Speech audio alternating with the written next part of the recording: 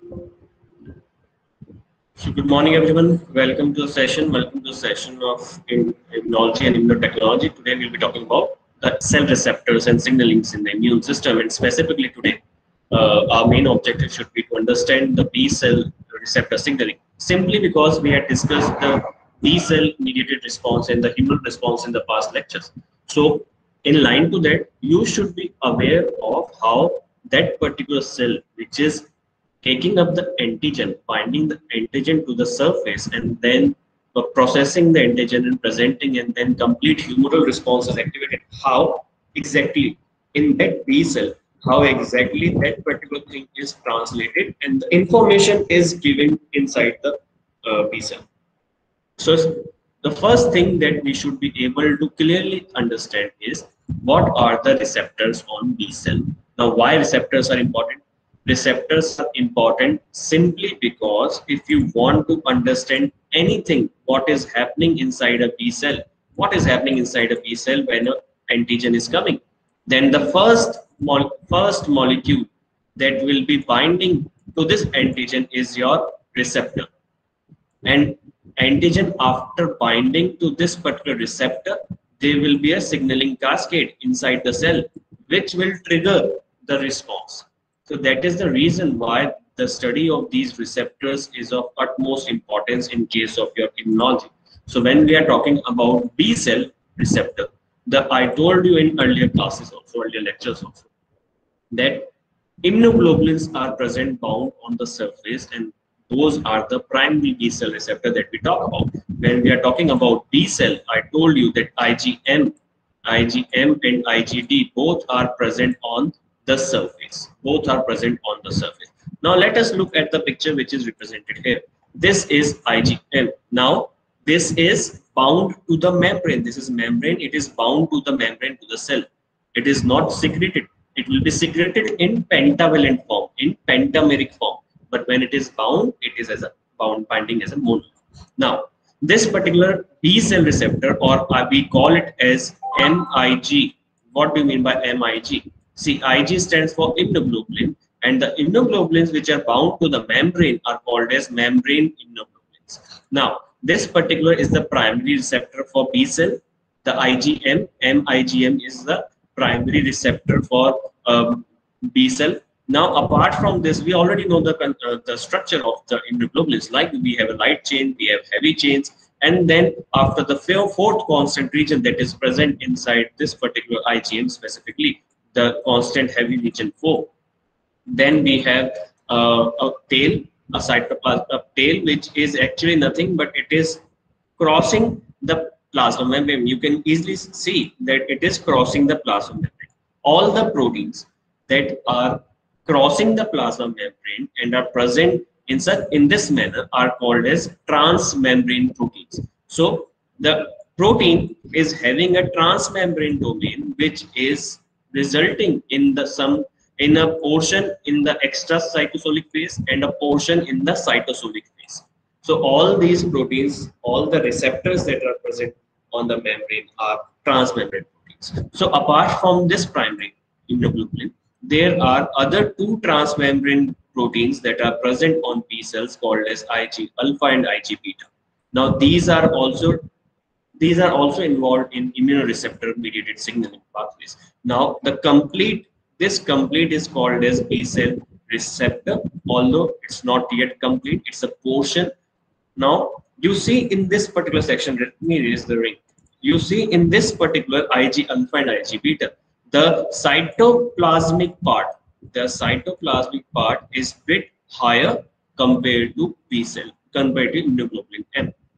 This particular highlighted region is called as ITEM. ITEM, which is again a very, very important terminology in terms of immunology. What is ITEM? ITEM is immunoreceptor tyrosine activation motifs. Immunoreceptor tyrosine activation motifs. Now, if you understand the full form of this word, what it is indicating. It is indicating that this particular branch, which is extending inside the cytoplasm, is from a immunoreceptor. It contains tyrosine residues of the amino acid, And among those tyrosine residues, these residues are actually involved in activation of the signaling. And that is the reason why this motif is called as I10. It's the immunoreceptor tyrosine activation motif, because it's a small portion of the protein. That's why we are calling it as a motif, and it is involved in intracellular signaling. So the membrane-bound immunoglobulin, whenever present on the surface of the B cell, it is always associated with two associated transmembrane polypeptide chains called as Ig alpha and Ig beta, which contains I10. Now that's the first portion. Now if you see the complete structure, if you talk about the complete structure, this is how it looks. There will be an immunoglobulin. Yes, its responsibility is to bind to the antigen with the variable region, or technically I told you in the last lecture that these regions are called as CDRs, complementary determining regions. It's in the monomeric form. It contains the two chains, light and heavy chains. There's that complete aspect we have already covered in separate lectures. Now it is associated, I told you, it is associated with accessory two polypeptide chains on either side called as Ig alpha and Ig beta.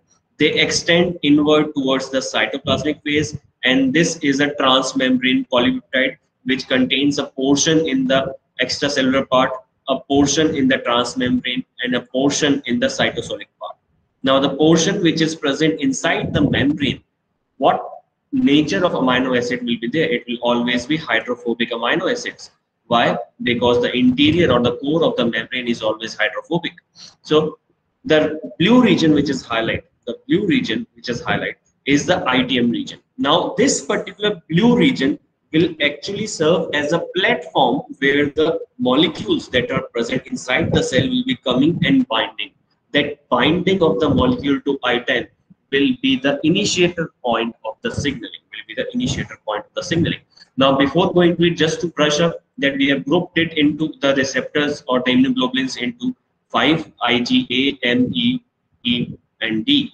The gamed thing that we are talking about, the IgM is present on the B cell receptor and it is responsible for antigen.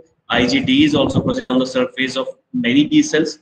IgG, we already understood, is the most abundant. IgA is in the dimeric form in all the secretions. IgE we are talking about whenever we are talking about in terms of allergic reactions. Now, when the secreted form in the functional part or in the serum half-life part, we already established that yes, IgG is the longest, has the longest half-life inside the serum, whereas the least half-life is for IgE. The difference is huge, although the IgA is also there for 6 days, but IgG, when we're talking about, is there for 23 days, and it's always in the monomeric form when it is secreted. Please understand that the forms that we are talking about is in the secretion, but when it is membrane bound, both IgM and IgD are in monomeric form.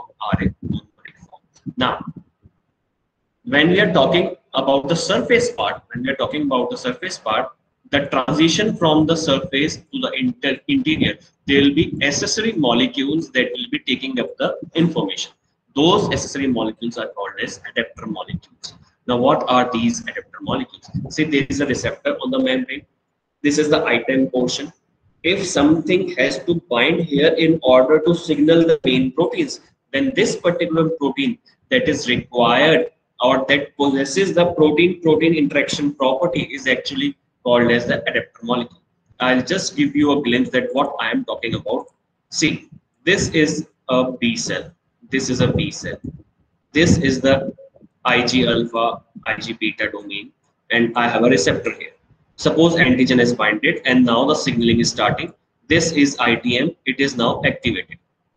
In order to activate the signaling, there will be an additional adapter molecule which will be going and binding to this particular region, to this particular ITM region. Now this molecule can bind to the ITM region. Now what is ITM? I told you it's a portion of a protein. If additional molecule, adapter molecule, which is again a protein, is binding to this particular segment, then this interaction is called as protein-protein interaction. This interaction is called as protein-protein interaction. So the adapter molecule is able to perform protein-protein interaction, but in turn, it is not having any kind of enzymatic activity. It is not having any kind of enzymatic activity, and that is the first class of adapter molecule. That is the first class of adapter molecule. And other adapter molecules that are present, other adapter molecules are the molecules which can bind to the item region and also contains the enzymatic property and also contain the enzymatic property. Those are the second class of adapter molecules. So when we are talking about the first class where there is no presence of enzymatic activity, we are talking the examples of SRC homology or SH2 binding domains. Whereas when we are talking about the enzymatic part, we are talking about the protein kinase SH2 domain. Now, these terminologies like SH2, SH3, SRC, this might be new for you. Now, let me tell you a simplest way to understand what is this. There will be terminologies like SRC homology. SRC homology. It contains different domains like SH2, SH3 domains. What are these domains? First of all, understand. Suppose this is a protein, and if I'm talking about this small region is conserved throughout evolution. I am calling it as a domain. I am calling it as a domain because this particular region has its own function. Suppose this folds into this pattern. Suppose this protein folds in this pattern, and this particular domain is present here. This particular domain is present here. Now it will have its own function, and that is the reason why we are calling a small portion of protein as domain. So domain is clear now. Now such type of domain is there in adapter molecule, which we are calling it as SH2 domain. SH2 domain. Now whenever there is a protein interaction, whenever there is a protein interaction, if I give you multiple molecules, see I gave you 3 molecules suppose, and I ask you that which of the following 3 molecules can perform protein interaction. The answer is very simple. The molecule which is having SH2 domain in its sequence, SH2 domain in its sequence will be able to perform protein interaction. So what do you understand by that? It's very simple, that there is a polypeptide called as Ig alpha. There is an item region, and if an adapter molecule is going and binding to this region by which the binding is mediated is nothing but SH2 domain of that particular adapter molecule, and that is called as SH2 homology because the domain here and here are similar. That's why the homology or the similarity is there. That's why the binding is initiated, and that is how the specificity is attained between these 2 molecules. And there are multiple type of adapter molecules. Suppose this adapter molecule is nothing but an enzyme called as tyrosine kinase. Now what I told you, tyrosine kinase, protein tyrosine kinase, what is the name indicating? It is kinase. That means it is responsible for phosphorylation. Tyrosine, so it is phosphorylating on tyrosine residue. So it will activate the downstream proteins by phosphorylating on the tyrosine residue. And those adapter molecules that are having the enzymatic activity in terms of immunoreceptors are specifically put it under the category of tyrosine kinase, the protein tyrosine kinase, the PTK enzymes. The PTK are very much responsible for production of any kind of immune signal. So when you see the adapter molecules, there are multiple adapter molecules. This is LAT is there, GAP is there, BLNK is there. Now this LAT is involved in T cell mediated signaling. This BL and KP's cap are involved in B cell mediated signaling. So all of them, what is the purpose? To show you the structure. I don't want you to remember the structure. No, you should not remember the structure, but then you should understand that there are certain domains inside these structures which are actually responsible for binding to the proteins. And apart from these adapters, there are protein tyrosine kinase families. These families contains SH2 and SH3 domains which are responsible for the binding and have the catalytic activity to phosphorylate on tyrosine residue. Now we will all link these in a sequential manner, but first we should be able to understand this particular part. And the most important protein tyrosine kinase is LYN, L-Y-N. Now let's, after establishing the receptor adapter, We have established this region, IgM and Ig alpha beta, right? We have understood this particular part. There is another accessory molecules that are responsible in terms of B cell signaling, and these are called as co-receptor complex. These are called as co-receptor complex. Now, why co-receptor? See, receptor's main job is to bind to the antigen. Co-receptor's job is to complete the binding and the activation of B cell signaling. If this co-receptor complex is not there, if this co-receptor complex is not there, then the activation will not happen. It's simple. The activation will not happen. For a B lymphocyte to get activated, both the signals are required from Ig, the primary receptor and the co-receptor. Now, what is happening in co-receptor? What is the constitution? You can clearly see there are three receptor molecules that are involved: CR2, 19, and CD81. Now, what is happening here? See, I told you in this, we had a glimpse of this picture in earlier lectures also, where we saw that a complement protein C3d will be tagging the molecule, tagging the microbe, and the CR2, which is again a transmembrane co-receptor complex, will be specific towards this C3d. Now, once the binding is occurring, once this ligand is binding to the CR2, this CR2 causes the phosphorylation of this CD19. It causes the phosphorylation of this CD19. And the phosphorylate, this region will be getting phosphorylated. I am highlighting here. This region gets phosphorylated. Now, once this region is phosphorylated, then this serves as a domain for binding to the SH2 domain of the adapter molecule. Now, the SH2 domain, which is present in the adapter molecule, will be identifying and recognizing the phosphorylated portion of this particular protein and will be going and binding to this particular part. And that is how the signaling is transduced. This is how the signaling is transduced. And the adapter molecule, which actually binds to the CD19, is called as TAP1. So this is how the complete signaling starts, if we say. It starts. So this particular formation of this complex, the co-receptor, it actually allows the primary principal adapter molecule that we talked about, that is protein tyrosine kinase, to go and bind to the receptor and then perform its activation. So this is how the complete functioning of the co-receptor is there, that the complete meeting or the complex formation of CR2, CD19 and TAP1 to form a complete B cell receptor. This will allow the tyrosine kinase to associate with this particular CD19 and phosphorylate the main B cell receptor, to increase the activation. And this is the complete picture that how the things are happening. This is the complete picture that how the things are happening here. See here. The first of all, there is a binding of the microbe. The binding of the microbe to the IgM will stimulate the Ig alpha and beta, and this microbe is also simultaneously binding to the co-receptor complex that we talked about in terms of CR2, 19, CD19 and CD81 complex that we talked about. Now, what is happening?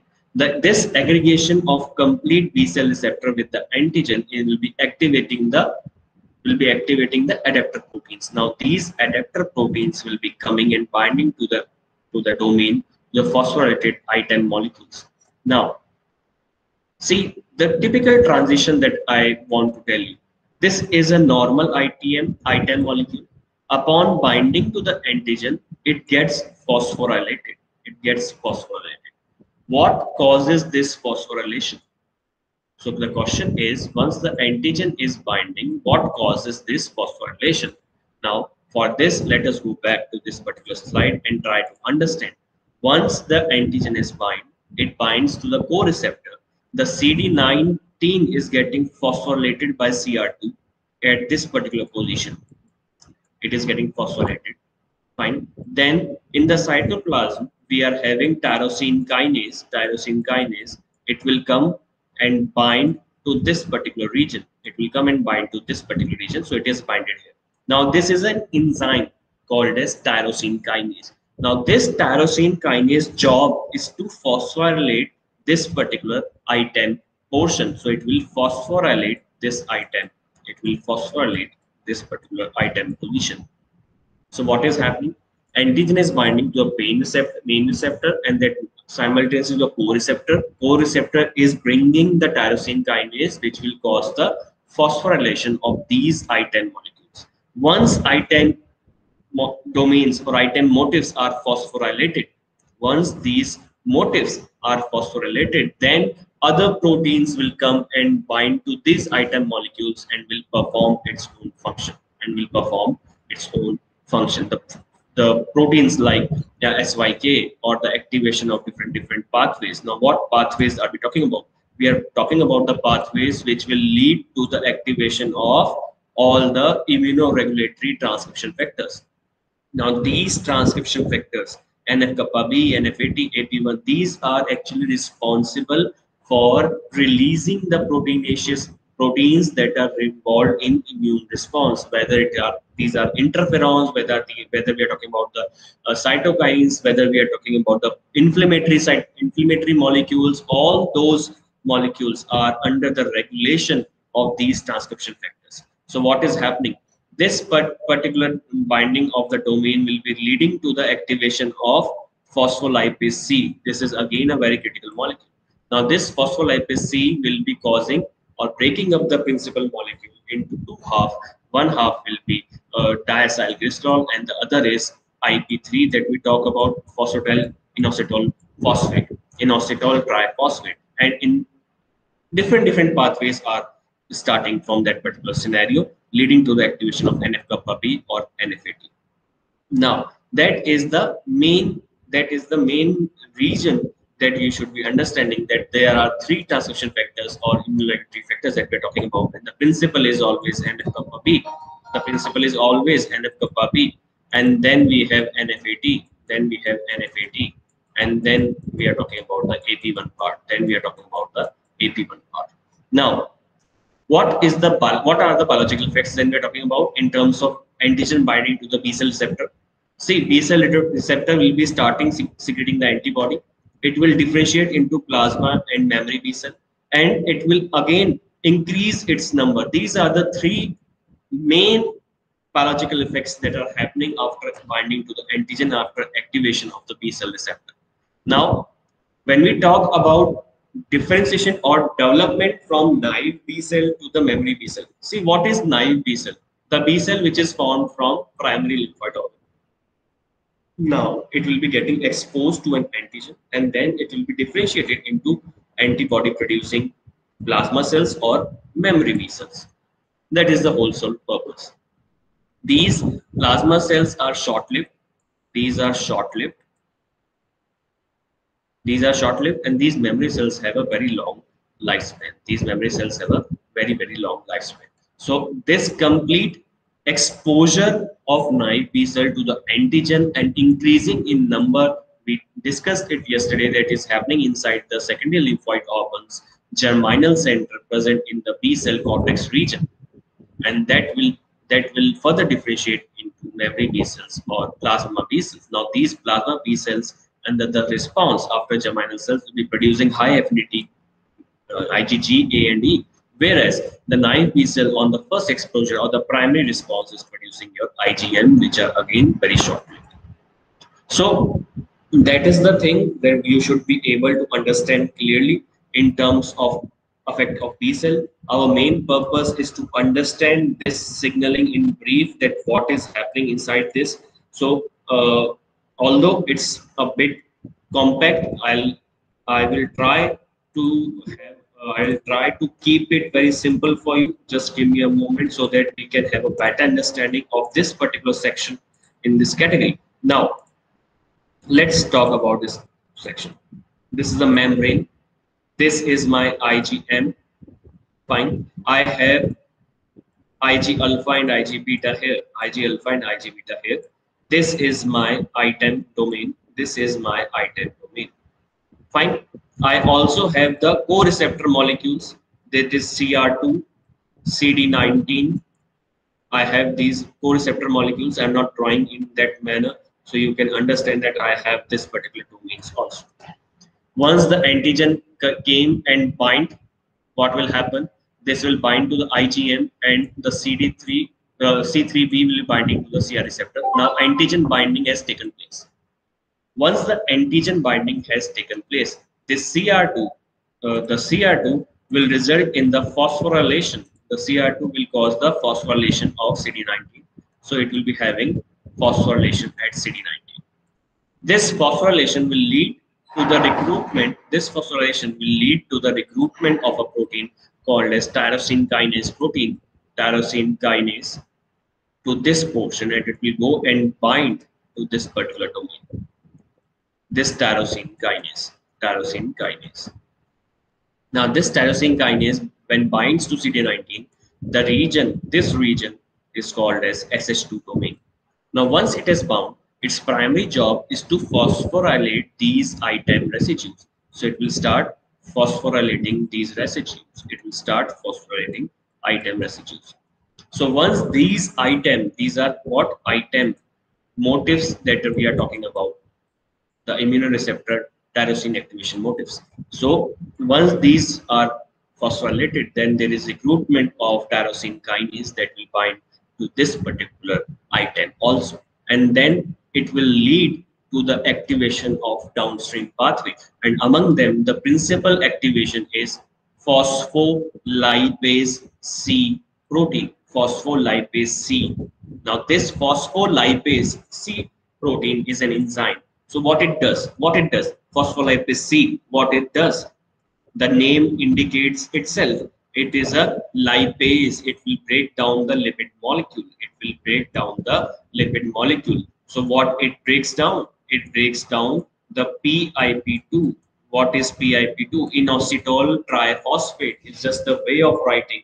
It will break down the inositol triphosphate, that is a lipid molecule, that is also membrane bound lipid molecule that is present on the surface. So it will break down, it will break down into two parts. One will be diacylglycerol, which is a lipid moiety, and the other is IP3, inositol phosphate. See, it will break down it into IP3 and diacylglycerol. So what is happening? It is breaking down into two different molecules, diacylglycerol and IP3. Now this IP3 has the potential to alter the calcium signaling. It will activate an protein mediator called as calcineurin, and which will lead to the release of calcium inside the cytoplasm, and that release of calcium will lead to the activation of a transcription factor called as NFAT, which will again induce the signaling or activate the expression of pro-inflammatory cytokines or inflammatory mediators or immune cell mediators. Whereas diacylglycerol, as you see here, diacylglycerol will be leading to the activation of another enzyme called as protein kinase C. This protein kinase C will lead to the activation of very important immunoregulatory transcription factor called as NF-kappa B, and this NF-kappa B will lead to the expression of all the other cytokines, pro-inflammatory cytokines and immunoregulatory proteins. So this is how inside a B cell the complete signaling process is going about. The crucial part that you should always remember is how this particular activation at the B cell receptor is going on. The B cell receptors constituent, we are talking about IgM, membrane bound IgM. We are talking about Ig alpha, Ig beta. We are talking about co-receptors of CR2, CD19, and then we are talking about the domains of ITEM motif which are getting phosphorylated. Then the principal part is phospholipase C, and the secondary messengers are which are cleaved are IP3 and diacylglycerol. And the last point why this complete thing is happening is just to activate NFAT and NF-kappa B, which will mediate the activation of all the immune responses. And because of the activation of these two transcription factors, these things are observed. These biological effects are observed. So if you inhibit, suppose genetically I inhibited NF-kappa B in B cells, you will never see the activation, you will never see the proliferation or differentiation of B cells or differentiation of B cell to plasma B cells in that much high frequency, So that is the thing that you should clearly understand, that what are the things that are happening before we move on to other part. So see, this B cell receptor, why it is so much important? There are multiple diseases that are associated with abnormal B cell receptor signaling, like chronic lymphocytic leukemia. We talk about B cell lymphoma, or the blood cancer which is associated with B cell. So what is happening? These B cells have abnormally developed and they will be going on to increase their number abruptly without having any control on any kind of this particular signaling molecule. So in the next subsequent lectures, we'll be talking about in brief regarding these particular B cell lymphocytes and the way they are actually causing this particular B cell leukemia, and what are the other diseases that we can talk about in terms of B cell receptor. And then in the later half, we'll be talking about the T cell receptor and understanding how these receptors are actually coming off. So for just to brush up your understanding, we have multiple choice questions that will be taken care in this particular section. And that's it. Thank you so much for your patience listening. I hope we had established a basic understanding of how B cell receptor actually looks and configures to give rise to a perfect B cell activation part. So that is all I wanted to tell you in this particular lecture. Thank you so much.